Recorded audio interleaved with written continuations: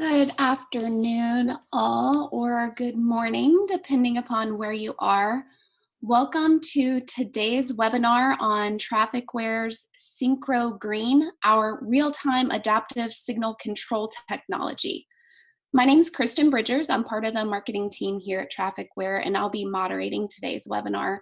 All that means is that I'll be fielding any of the questions that you might have to our presenter, and I will be keeping track of and managing our time today. Our presenter is Dustin Hines. Dustin has more than 12 years of experience in the traffic industry, and he is one of Trafficware's most knowledgeable when it comes to adaptive deployment.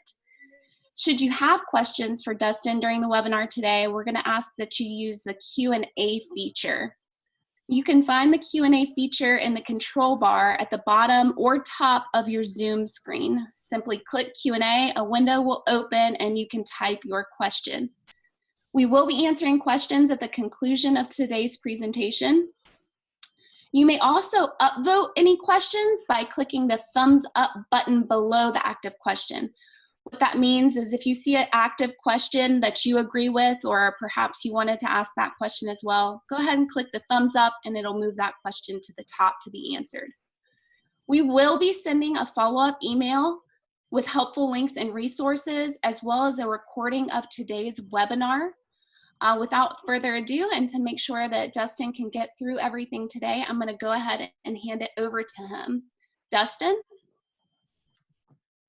Thank you, Kristen. Appreciate the introduction. And happy Wednesday, everybody. Thank you for joining our SynchroGreen webinar today. As Kristen mentioned, my name is Dustin Hines. I am a SynchroGreen specialist based on the West Coast, worked on a lot of SynchroGreen projects all across the country. We're going to be spending the next hour or so going over the following 4 topics as they relate to SynchroGreen and adaptive technology in general. So our first section here in the contents is going to be just a basic overview of adaptive traffic signal technology. Then we're going to step into SynchroGreen specifically, talk about some of the basics of SynchroGreen, how it works, the infrastructure, our approach to optimization. Then we're going to move on into some of the ways that we are measuring the results that we're achieving through the deployments of SynchroGreen. And then finally, at the end, we are going to see if we can address any questions that we get submitted throughout the presentation. So without further ado, I'll go ahead and jump into some of the content here. So what is an adaptive traffic control system? In its most basic form, it is a technology that's used to adjust the signal timing to account for surges of traffic that occur. So typically, this technology is used to replace your existing time of day coordination in areas where you may have very unpredictable traffic that occurs.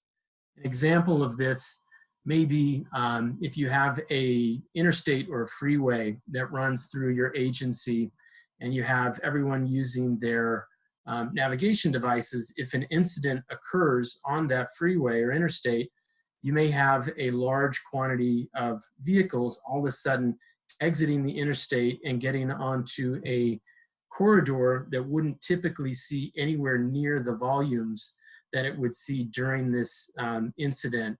And so with your time of day programming, it would be nearly impossible to account for kind of an unpredictable surge of traffic like that. Using adaptive technology, we're able to see, typically with detection, this increase in demand and change our signal timing in order to process that traffic more efficiently. Why is adaptive typically deployed? Usually agencies are looking at trying to decrease their travel time. So reduce the amount of time that it takes to get from point A to point B, giving people minutes of their day back, reduce delay, reduce congestion, and then also reducing emissions. There's a lot of studies that have been done that show when you have this impact on travel time, delay, and congestion, you also are able to reduce the greenhouse gases and the emissions. A lot of agencies use air quality grants to fund some of the adaptive projects because of this impact on emissions reduction.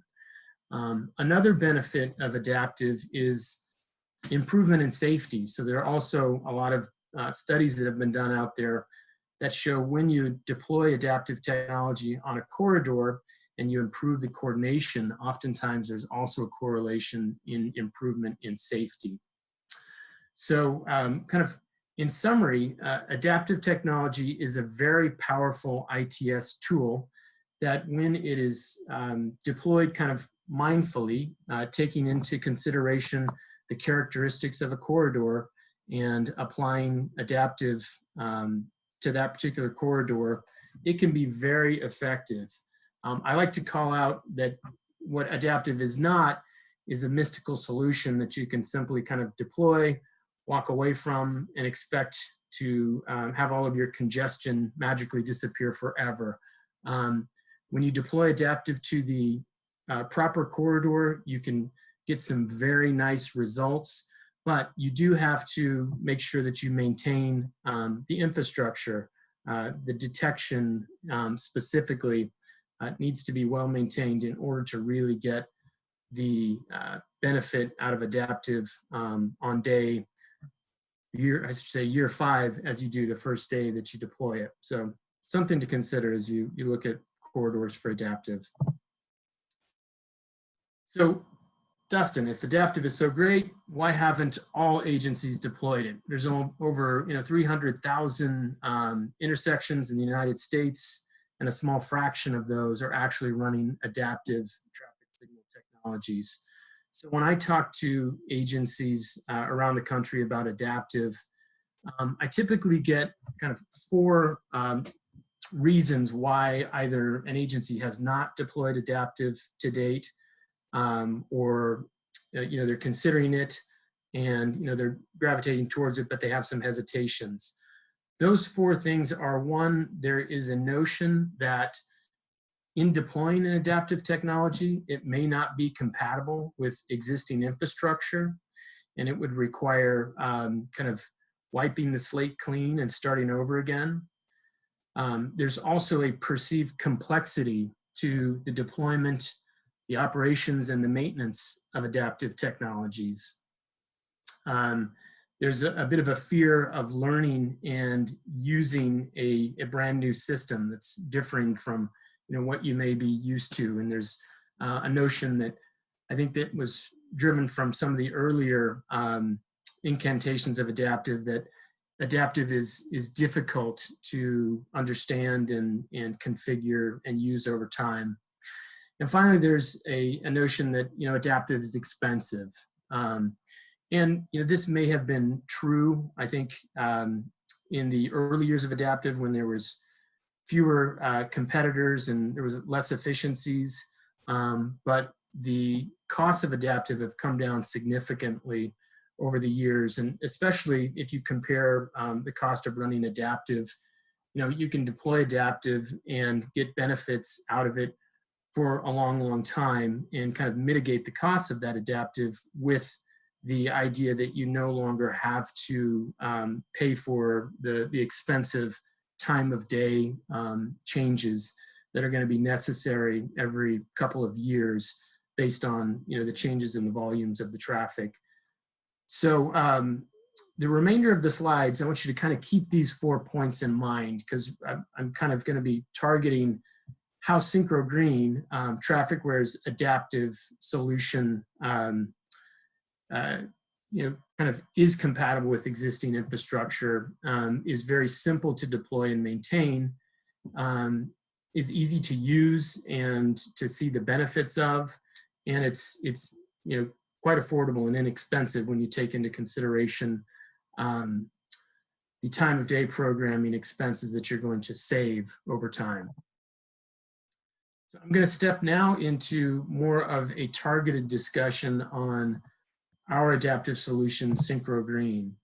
So SynchroGreen is a real-time adaptive traffic control system By real time, I mean we are taking in detection information, and in real time, we are adjusting the signal timing based on that detection information and the current traffic conditions that are in place out at the corridor in question.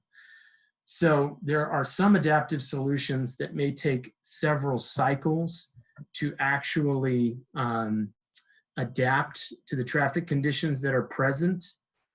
Some of these are more of the ATCS light-based solutions. When we built SynchroGreen, it was very important to us to design a solution that took the detection information in and immediately processed it and adapted to the current conditions. We didn't want to have a system that lagged by several cycles. We felt like that presented the potential that you were adapting to a surge in traffic that happened 5 minutes ago that may no longer be in place. So real time was very important when we developed SynchroGreen.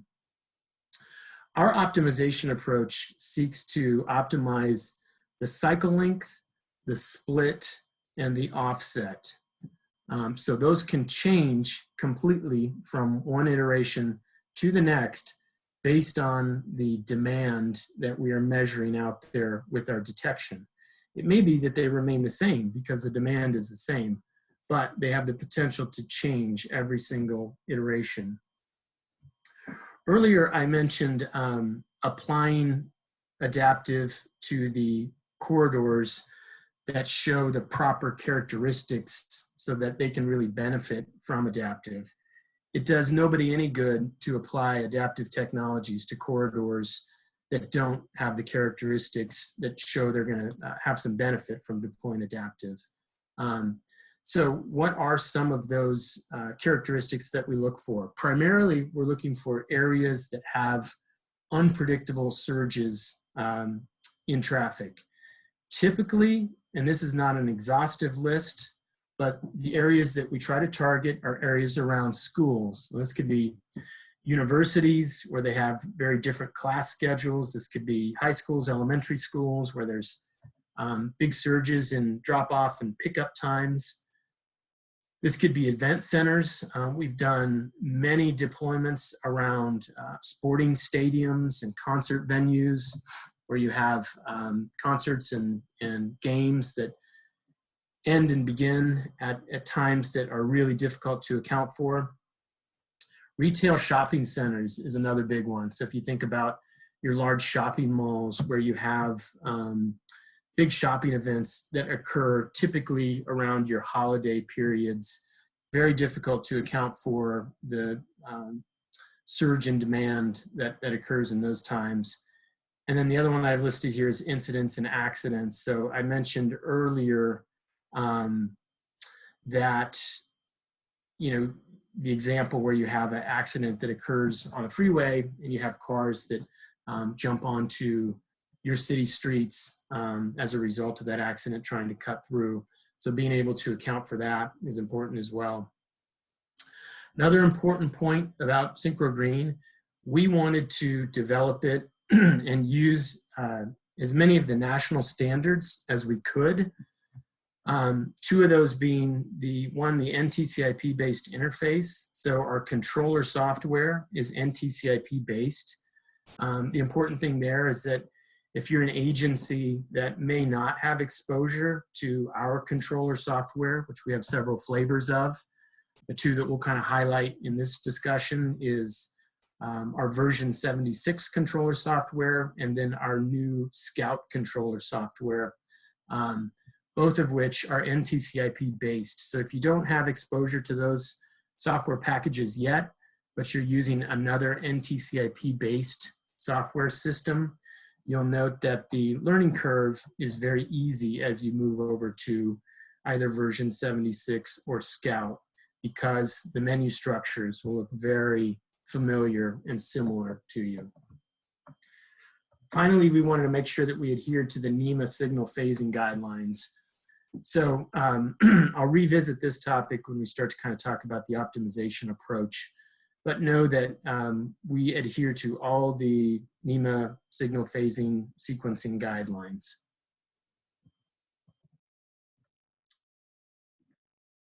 So SynchroGreen was really built with the traffic engineer in mind. It's a software-based system that runs on the existing traffic controller. So that's very important. And I'll kind of describe the difference between that approach and a hardware-based approach in the next slide here. But for now, suffice to know that our solution at the intersection resides in the software that would be running on the traffic controller. We also have a ATMS product, which an agency may use throughout the entirety of the agency, or it may be that you're an agency that just tries SynchroGreen on a particular corridor. In that case, you get the foundation of our ATMS central system on that corridor. We did that because a lot of agencies use federal funding for adaptive, and they use the systems engineering requirements. And so if an agency selects enough of those requirements, they are really requiring a central system as much as their adaptive system. So ATMS, our central system, is built in, and it's the foundation of SynchroGreen. And you get that whether you're deploying it throughout your city or just on an adaptive corridor. It allows some really flexible tools with relation to a triggering package that's available when you have these two paired together. Triggering you can think of kind of as an if-then statement. So if you measure some condition out on the roadway, then you can do something differently as it relates to the way SynchroGreen optimizes and processes traffic. So an example of the way that might be used, you may have a detector out in the roadway somewhere that's used to measure volume. And so when you have a certain amount of volume that is measured, then you may decide to move from your free operations in the middle of the night to running SynchroGreen in the morning as the volume picks up. Another way that this might be used, I see there's a question that's come in with relation to detection malfunctions. So another way this might be used is if you measure a certain number of detector malfunctions at a particular intersection, then you can elect to shut down SynchroGreen at that particular intersection until you're able to get your maintenance crew out there to repair the detection there. So you might set up a triggering statement that says, if I lose 2 or more detectors at a particular approach or particular intersection, then drop that intersection back into time of day, but continue to run adaptive on the remainder of the intersections. I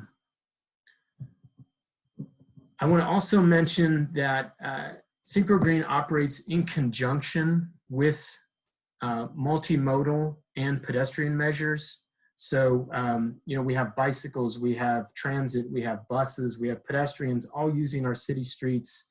And so we would be short-sighted if we were to design an adaptive solution that didn't take these multimodal users of the roadways into consideration. We'll talk a little bit more about specifically how we do that, but for now, I just want to mention that.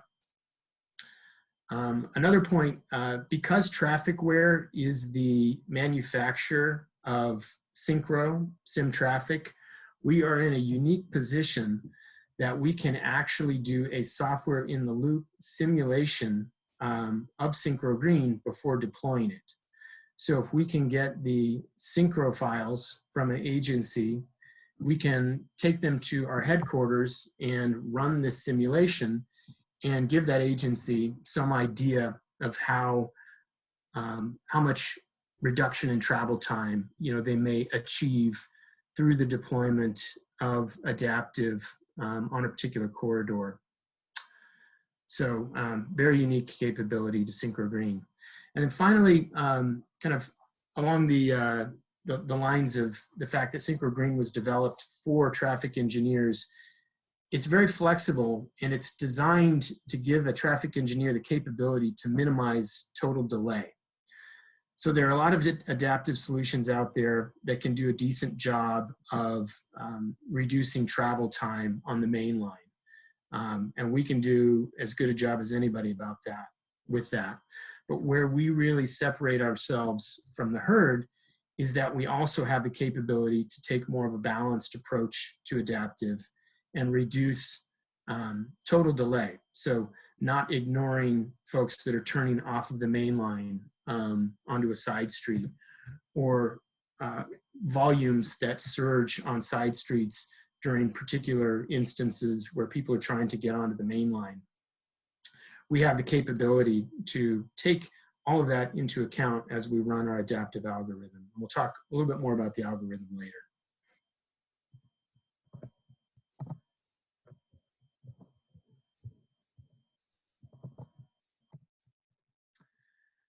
So I highlighted a minute ago that SynchroGreen is a software-based solution. There are hardware-based solutions on the market as well, where there is basically a new box, black box, white box, whatever it may be, that's introduced into the traffic cabinet. So we elected to take more of a software-based approach because we didn't want to add a new box into the traffic cabinet. It's already a very crowded space with all of the new ATCS focus and solutions that are available. There's less and less space in that cabinet.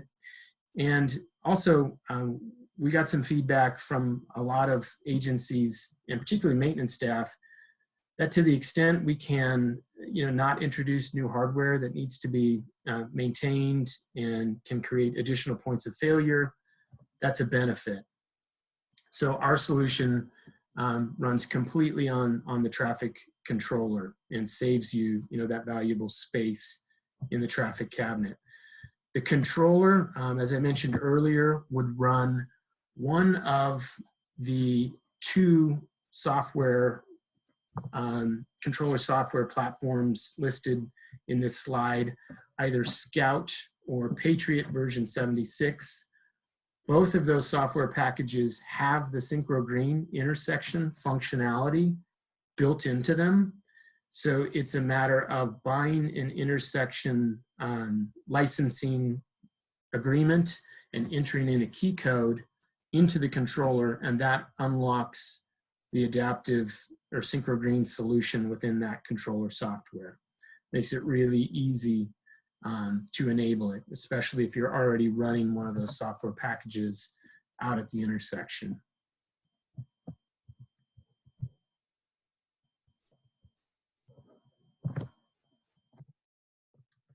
So continuing on, talking about the system topology, there are kind of two main components of the software. So we talked about the intersection level. So each of the controllers out there in the field that are part of our adaptive corridor would be running either Patriot version 76 or our Scout controller software. They would be collecting data and submitting that data to the central. Largely, that data consists of real-time detection information that's being buffered at the controller and sent in to the central. The central can either be an actual physical server that's based in your traffic management center or another secure location. The central is where you're going to have the central SynchroGreen software running. So it's going to receive the detection buffer from each of the controllers, run that through the algorithm, and then send back new timing plans that adjust the splits, the cycles, and the offsets every single iteration. So you have kind of small packets of data, but very frequent packets of data that are sent back and forth between the intersection, the controllers and the software that's running on those controllers, and the central. I should also mention that we've done many installations where there's kind of a virtual cloud-hosted environment that's used for the central. That is an option as well, if that's something that your agency is interested in. So there is quite a bit of flexibility there. Just wanted to mention that. So moving on, talking about detection and how the detection is used. I see we've got a question that has come in here with relation to loop detectors and the location at stop bars. So we will address that right now as we get into this detection conversation. But in general, we want to reuse as much of the existing infrastructure as we can. So to that point, we didn't want to have a proprietary detection that we mandated that an agency use if they wanted to run SynchroGreen. We can use most any type of detection out there. So we have done installations all across the US where we've used loops, we've used video, every flavor of video out there. We've used magnetometers from our competitors and our own pod detection system. We've used radar for detection purposes as well. We have our favorites, and we're not bashful about recommending those when asked, but I wanted to make it clear that we are able to use any type of detection technology that you have out there, provided that it is, one, reliable, and your maintenance staff knows how to do a good job of keeping it up and running, because detection is very important. It's the eyes and ears of SynchroGreen. And two, aside from being reliable, it needs to be in the right places. So the diagram on the right side of this slide, the little green boxes show you what the detection scheme looks like. So to answer the question, at the stop bar on every single travel lane, whether it be through lanes or turn lanes, we want to have detector zones set up. And these need to be on separate channels coming into the controller. So you may have loops out there that are tied together on a single DLC. In this case, we need to do some work to bring those into the controller on separate channels. So each lane, you want to have stop bar detection on a separate channel coming into the controller. The smaller the detection zone, the better. So we're measuring something called green utilization at the stop bar, and this factors into our cycle and split optimization, and I'll show you how that works here in a few slides. But what we want to collect is a very crisp measurement of the amount of green time that's actually being used while that particular phase is activated or green. So we want to be able to measure gaps in between vehicles. If we have a really large detection zone, it makes it quite difficult to see gaps in vehicles. The smaller detection zones allow us to see those gaps quite effectively. So that being said, ideally a 6-foot detection zone, which would be a single loop or a video equivalent of that size, would be used at the stop bar. However, we do have some detector calibration factors that can be used to normalize larger detection zones as well. So if you have larger ones, we can use those, but ideally, we'd have small detection zones. A lot of times when we use video detection, if you have ample number of channels, we'll actually draw out specific detectors that are used only for adaptive. So you may have your call and extend detectors behind the stop bar remaining, but then we'll draw in new detection zones, maybe just out in front of the stop bar, that are used for adaptive purposes. You'll notice, in addition to the stop bar detection, we also have advanced detection. So the advanced detection is only necessary on the main lines. The advanced detection is primarily used for our offset adjustments. And so we want to have that detection, you know, typically it's somewhere in the range of 200-300 feet away from the stop bar. And we want to have them in all of the through lanes. Again, smaller is better. And we want to have them separated out on different channels coming into the controller. Oftentimes, this is where our pod system tends to be a very economical choice if you don't already have advanced detection in setting up that advanced detection, as it's wireless and easy to deploy. You'll notice in the middle of my diagram, you don't see any advanced detection. That is meant to show that we can use the advanced detection to make some really nice adjustments in offsets when the intersections are not really closely spaced. However, when they're really closely spaced, there's really not a whole lot we can accomplish as it relates to offset optimization. So when they're closer than 1,000 feet from each other, we don't require any advanced detection. If you've got advanced detection, great, we'll try to use it. But if you do not, it's not a requirement of the system. I think that covers the detection discussion. This is typically a very important piece to adaptive. Obviously, if you have the detection in the right place and it's well maintained, we tend to have a much better experience running the adaptive and getting the results that we desire.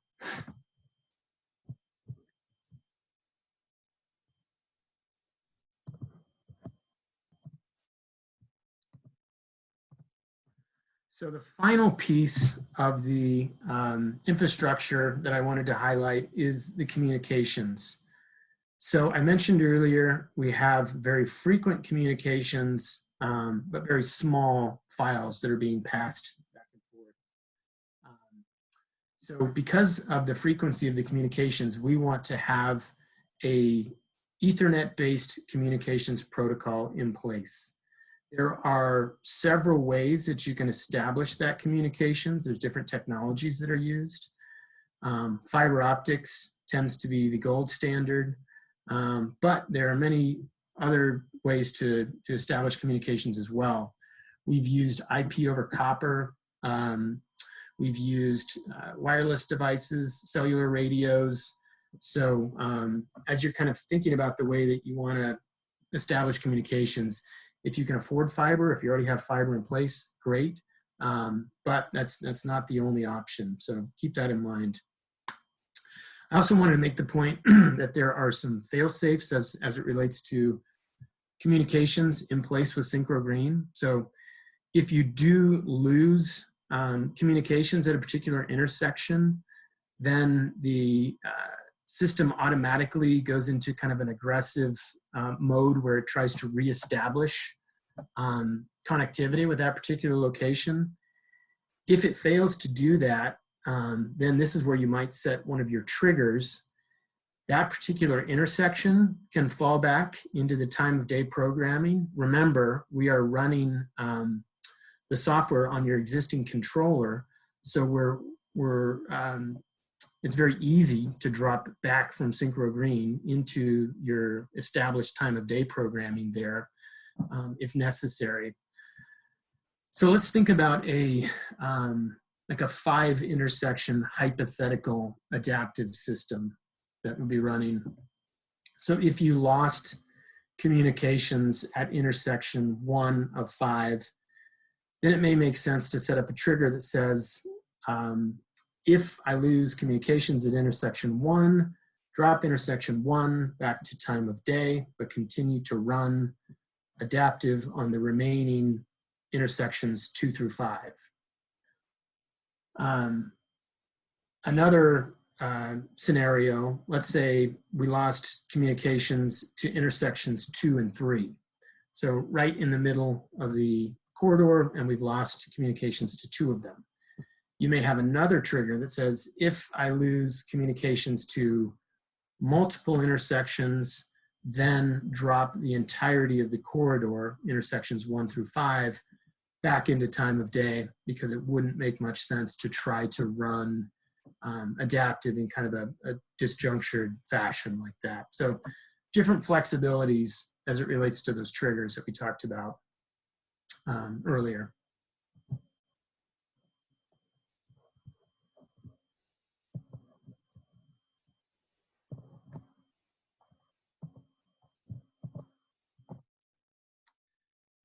So a little bit about the optimization approach. I mentioned earlier that the algorithm for SynchroGreen optimizes the cycles, the splits, and the offsets. I've included period, phase allocation, and start time there because those are the terms that are used in the systems engineering documentation set up by the Federal Highway Administration. But for the purposes of our conversation, I'll stick to cycle, split, and offset. So they can be adjusted every single cycle based on the new detection information that comes in, kind of letting us know where the surges of traffic are occurring at each intersection and within the corridor. There are some capabilities and configurations within SynchroGreen that allow you to kind of smooth out the changes within cycles and splits.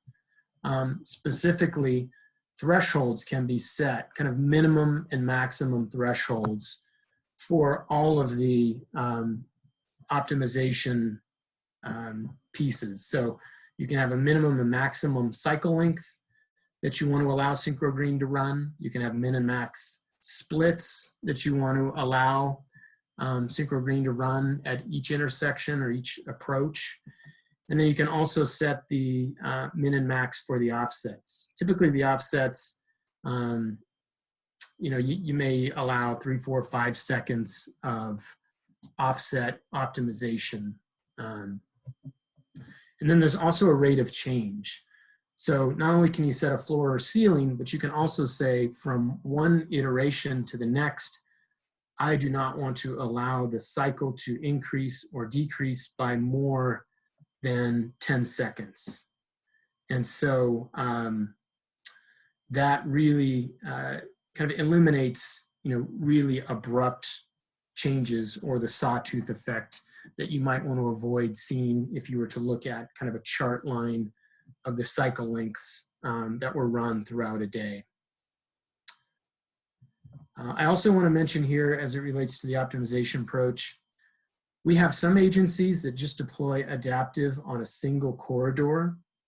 We have some agencies that deploy adaptive on 2 corridors that cross each other. And we have ways of accounting for that and promoting coordination on both of those corridors. And then we also have a lot of success in deploying adaptive in grid environments, downtown areas where you have really complex grid networks. So SynchroGreen is really set up to handle the most complex adaptive, not only corridors, but grid networks and crossing arterials as well.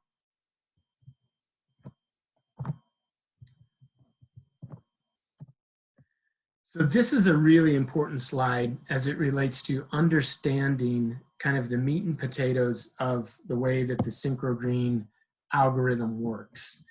If you understand the concepts in this slide, you really have a strong fundamental understanding of how SynchroGreen is going to operate. And it's really based on, traffic engineering 101. So it's not something mystical. It's something that's really based in a foundation of traffic engineering that I would imagine everybody on this call is going to understand. So the first thing that we do is we measure our green utilization at those stop bar detectors on both the main lines and the side streets. This is the duration of time where we have constant flow over those detectors. So it's not the duration of time when we have gap out or the start time. It's when we actually have flow over the detectors. So once we have that green utilization measurement, we use that to say, okay, for this particular phase, if we did not have any constraints, what would the ideal duration be for that phase? Once we've established that, then we look at the cycle length. So we add up all of those desired phases at each of the intersections. And again, with no constraints, what would the ideal cycle length be at that particular intersection? So now we have an ideal cycle length for every intersection at our hypothetical 5 intersection corridor. Next, the system kind of looks globally at all 5 intersections, and it says, which of you is requesting the highest cycle length? In other words, which of you are going to be the dynamic or critical intersection for this particular iteration?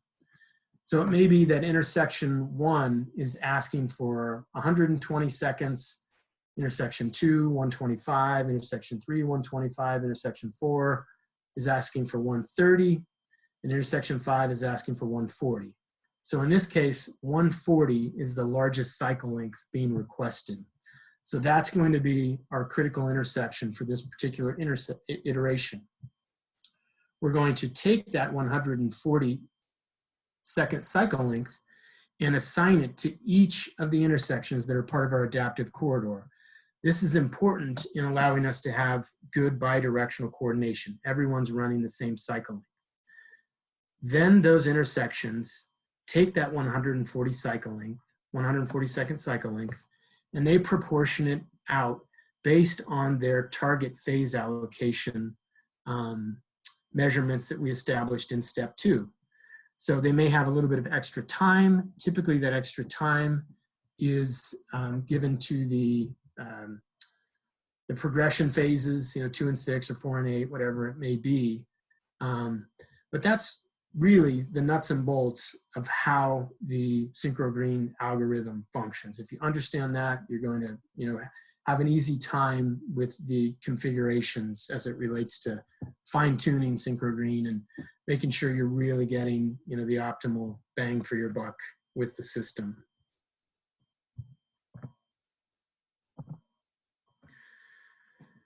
A little discussion on the offset optimization. I mentioned earlier that the advanced detectors are primarily what's used for offset optimization.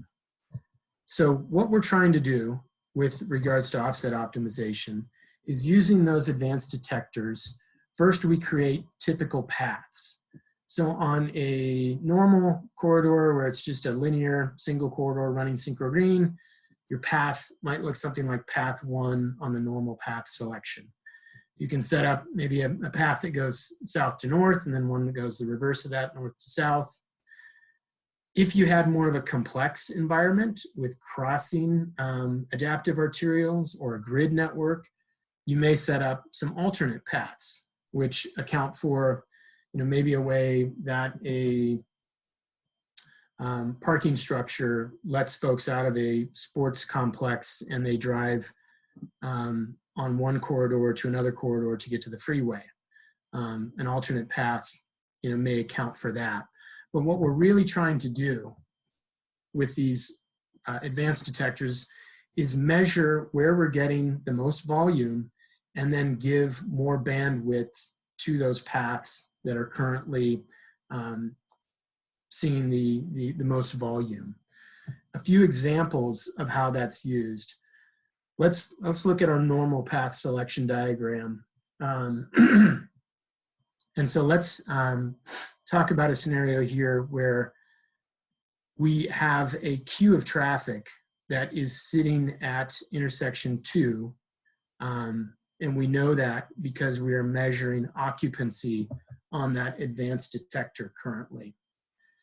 So we might want to use our offset adjustment to say, hey, let's make a small adjustment and get this queue of traffic that's sitting at intersection 2 moving a few seconds earlier than would be normal, in order to kind of get that queue of traffic moving.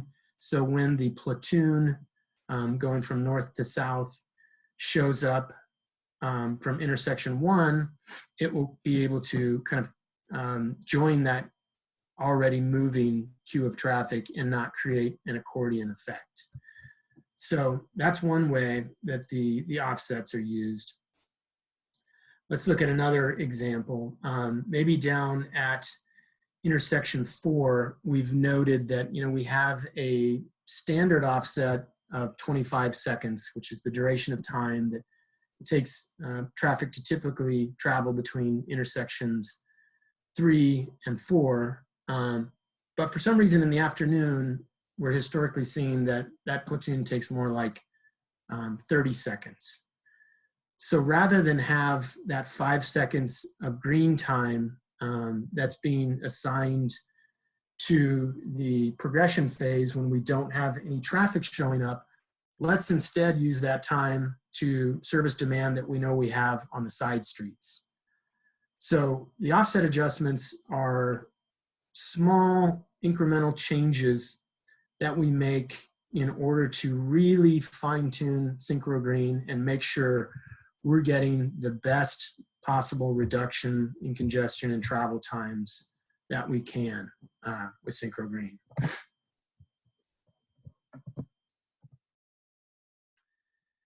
So briefly, the 3 kind of easy buttons within SynchroGreen that agencies typically use are balance mode, progression mode, and critical movement mode.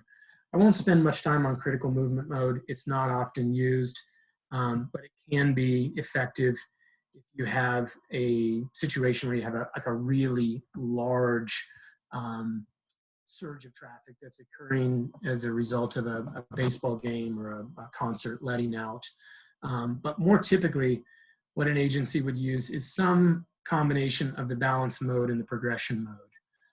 The balance mode is a mode of running adaptive that takes into consideration the side streets, the left turns off the main line, and make sure that we don't ignore those movements at the expense of kind of creating frustration and complaint calls. Progression mode is more focused on really making sure that we drive down the travel time from one end of the corridor to the other end of the corridor.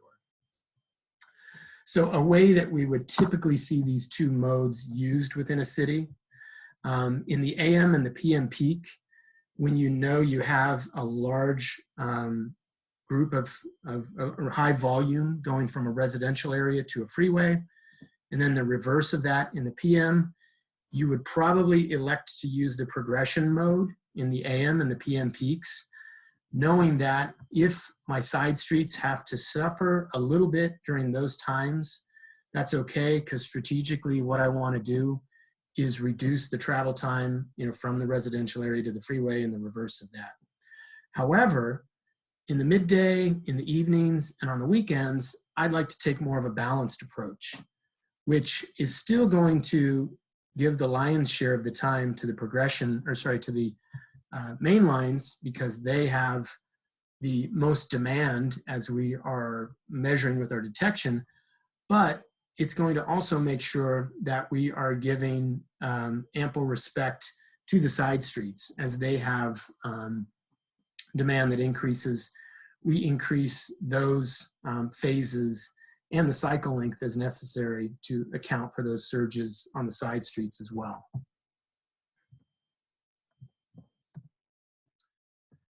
A few additional optimization features. I know we're kind of getting short on time, so I'm going to move through these somewhat rapidly.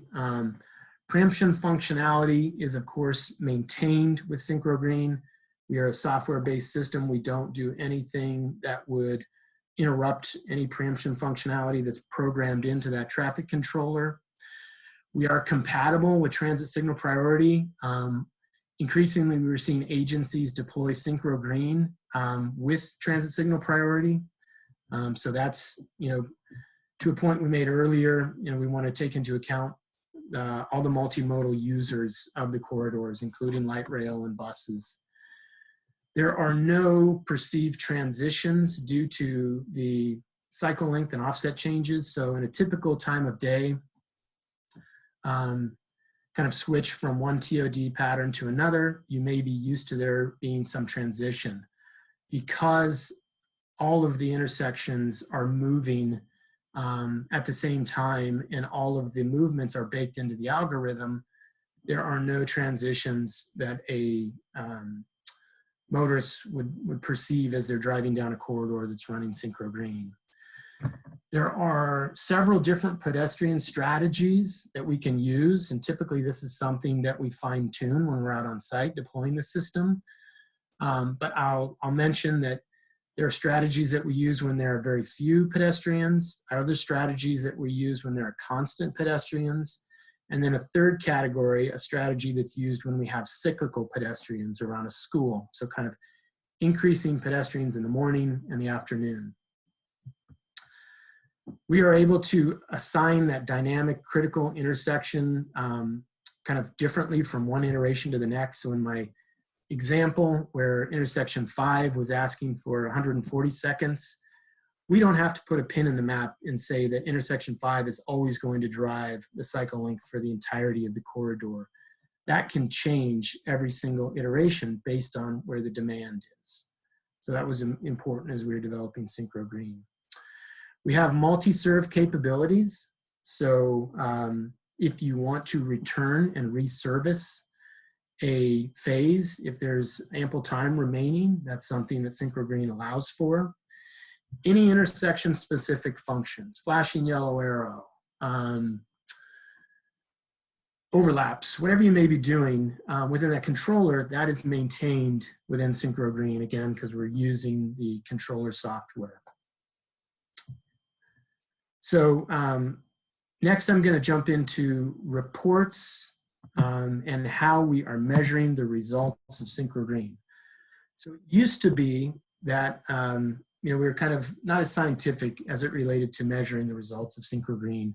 We might use word of mouth between traffic engineers as a proof that the system's working well. We might have used floating car method where you're kind of measuring at specific points of time the benefits of SynchroGreen. But over time, we've become more scientific about the way that we're measuring the effectiveness of SynchroGreen. So what you see here is a Blue-toed way of measuring travel time. So you might have a Blue-toed device that is measuring specifically picking up vehicles at one location and another location and measuring the travel times between those two locations. So we're able to produce really nice, clear graphs like the one you see here, which compare the travel times before deploying SynchroGreen, which is the darker colored line, and the travel times after deploying SynchroGreen, which is the lighter colored line. So it's a real easy way to show politicians and management that we have been a good steward of the taxpayer dollars, and we've saved people, in this case, up to 3-4 minutes of their day as they travel this particular corridor, which was in Baytown, Texas, I believe. Another way that we are measuring the effectiveness of SynchroGreen, and I believe this answers a question that came in, is through the SPM data set, or the high resolution data set. So this is the Purdue coordination diagram, or arrival on green diagram. So I don't want to get into the specifics of what we are looking at here and break down the entirety of the Purdue coordination diagram. I know that all of you have a pretty good fundamental understanding of that, but specifically what we are looking for as it relates to measuring before and after benefits of SynchroGreen is that arrival on green number that you see at the top of the graph at 94%.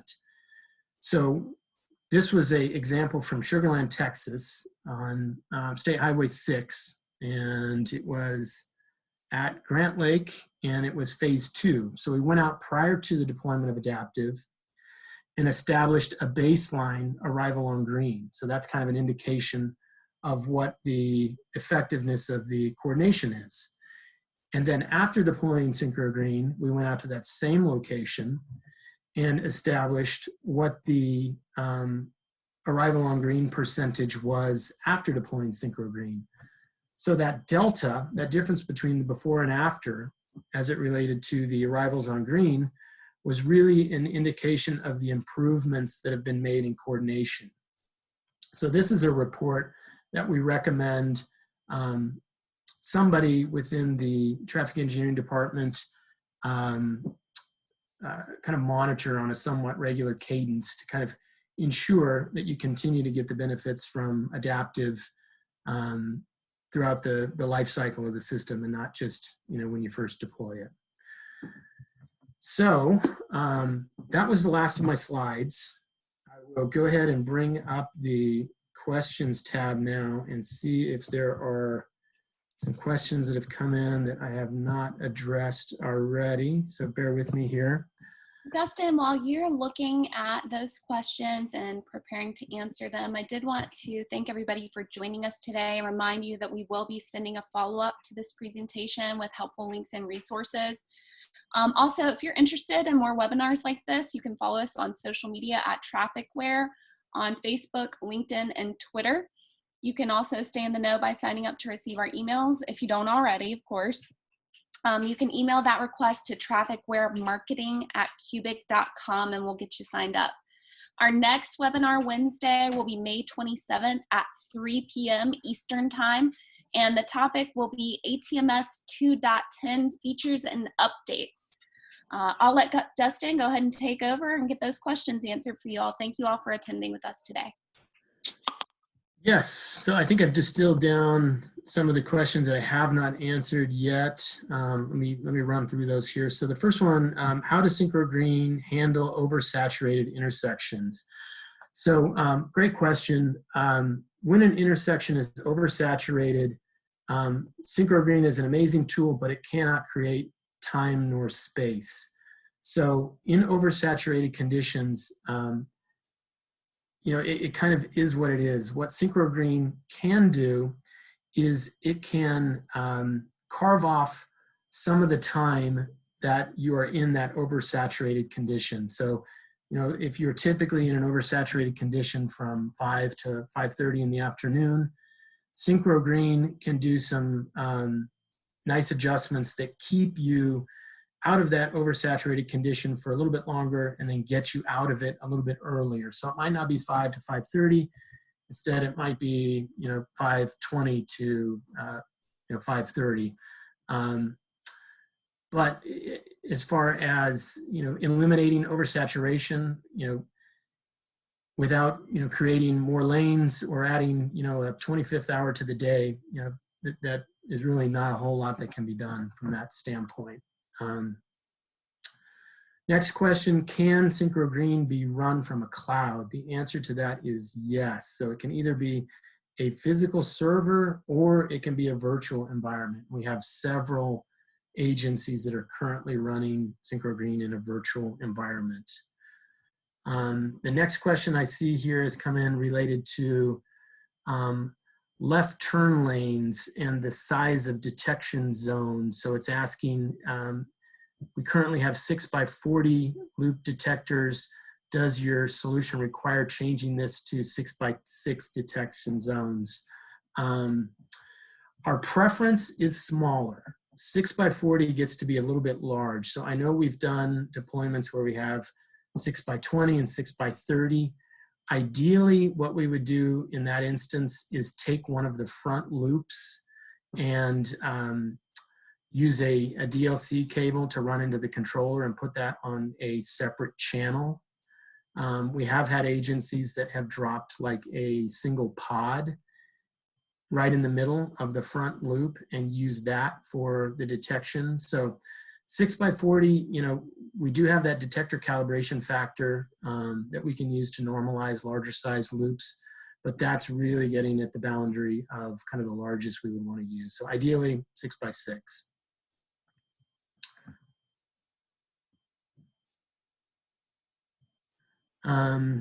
Let's see. Is there a need for additional hardware in order to provide coordination for controller running adaptive software? So the answer to that is if you have an ATC class controller that is capable of running our controller software, either version 76 Patriot or Scout, then no, our solution would not require additional hardware in order to run adaptive. No black box solution. So I think that answers that question.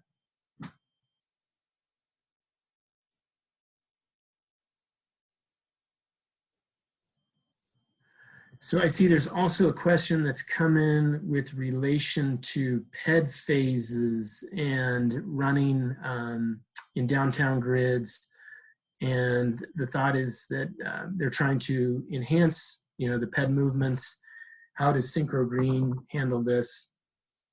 I briefly got into it earlier, but we have some specific strategies that we can use with relation to pedestrian crossings. So if you have pedestrian crossings in a downtown area that are always going to occur, then we can do things where we make sure that the corresponding min phase is at least large enough to account for that PED crossing phase, so that there is not a transition related to that PED movement. Kind of the opposite of that, we've had some agencies that we worked with that say if there is a pedestrian out there, then they must be lost. We have very few pedestrians. So we're comfortable having a bit of a transition if there is a pedestrian event that occurs out on this corridor. So that's another way of handling it. In that case, the corresponding phase minimum would not necessarily need to cover the entire PED crossing distance, and it would just be it'd be acceptable to have a transition. Finally, at the school areas, when you have sequential iterations where you have a PED crossing event that occurs, then we start to step up the amount of time, the amount of min time associated with corresponding phase, to where after the third activation, there would be no transition related to a PED crossing event at that school area. So hopefully that answers the PED question. And then I want to be cognizant of people's time here. I see we have one more question that's come in that I'll see if I can answer here. So what benefits are your system if our communication traffic volumes are predictable 95% of the time, where TOD schedule works very well? Honestly, I would look for a corridor where you don't have as much success with your time of day schedule. If you have a corridor where your time of day schedule works well and you don't have any of those characteristics that I described earlier, the schools, the universities, the incidents on the freeways, I would recommend leaving well enough alone and continuing to run your time of day. I would go look at corridors that have some of those characteristics where there's a lot of unpredictable traffic and your time of day isn't working well, and you don't have the funds to continually update your time of day, and I would target those corridors for adaptive. So hopefully that was helpful. Again, I thank you for joining our webinar today, and I hope you all have an awesome upcoming Memorial Day weekend. Thank you.